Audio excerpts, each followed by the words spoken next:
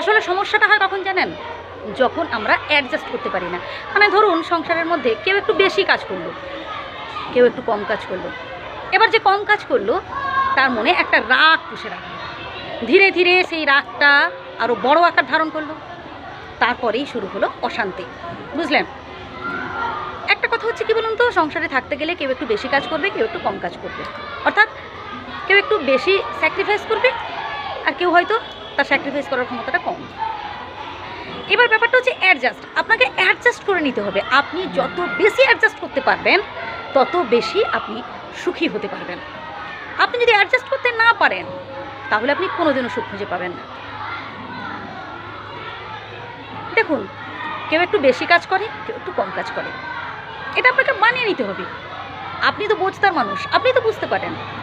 তাহলে কেন আপনি তর্ক করছেন, কেন আপনি ওর উপর যুক্তি আরোপ করছেন যে কেন তুই কম কাজ করবি, কেন তুই বেশি কাজ করবি না, কেন ওর উপর যুক্তি আরোপ করছেন?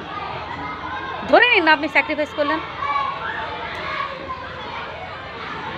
আপনার মধ্যে একটা উৎসাহের সহিত কাজের দম থাকতে হবে যে না, আমি যে কাজটা করছি ভালোবেসে করছি, আমি যে কাজটা করছি আমার সংসারের জন্য করছি। আপনার পরিবার, আপনার সংসার, আপনার সংসারের প্রত্যেকটা মানুষ যদি ভালোতে থাকে আপনিই সুখে থাকবেন, আপনিই ভালোতে থাকবেন।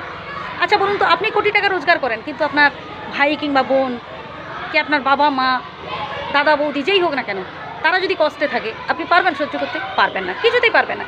হয়তো তারা সেপারেশনে রয়েছে, হয়তো তারা আপনার থেকে আলাদা রয়েছে, তা সত্ত্বেও দেখবেন যদি তারা কষ্টে থাকে, তাদের বিপদ হয়, আপনি কোনোদিনও পারবেন না সুখী হতে। আপনার মধ্যে সবসময় একটা টেনশন ক্রিয়েট করবে, সবসময় একটা চিন্তা ক্রিয়েট করবে যে হাই রে সেই বিপদে পড়েছে। আপনার মনে হবে যে না, আমি ছুটে গিয়ে তার বিপদে তার কাছে গিয়ে দাঁড়াই, তার পাশে গিয়ে দাঁড়াই। এটা মনে হবে, এটা মনে হওয়াটা স্বাভাবিক। শুধু আপনার নয়, এটা আমার প্রত্যেকের, আপনার আমার আমাদের প্রত্যেকেরই মনে হয়। হ্যাঁ, খুব কম জনের মনে নাও হতে পারে, সেটা ব্যতিক্রম। দেখুন, প্রত্যেক ক্ষেত্রে ব্যতিক্রম রয়েছে, সেটা আলাদা ব্যাপার। কিন্তু স্যাক্রিফাইস যদি আপনার মধ্যে না থাকে, যদি অ্যাডজাস্টমেন্ট ক্ষমতা আপনার মধ্যে না থাকে, তাহলে এটা জেনে রাখুন আপনি কোনোদিনও সুখী হতে পারবেন না। সবসময় স্যাক্রিফাইস করতে শিখুন। কেউ একটু বেশি করবে, কেউ একটু কম করবে, তো হলোই। আপনি না হলে একটু বেশি করলেন, কী আছে তাতে? এতে যদি পরিবারের মঙ্গল হয়, এতে যদি পরিবারের প্রত্যেক মানুষ ভালোতে থাকে, তাহলে এর থেকে ভালো কিছু পাওয়া আর কিছু হতে পারে কি? আমার তো অন্তত মনে হয় না। কি বলেন আপনি? অবশ্যই কমেন্ট করে জানাবেন। আমরা যদি প্রত্যেকের সমস্যাগুলো বুঝতে পারি, একটু অ্যাডজাস্ট করে নিতে পারি, তাহলে এই সংসারে যে অশান্তি, সংসারে যে ফাটল ভাঙন, এগুলো সহজে ধরবে না। ভেবে দেখবেন কথাগুলো, আমি ভালোর জন্যই বলছি।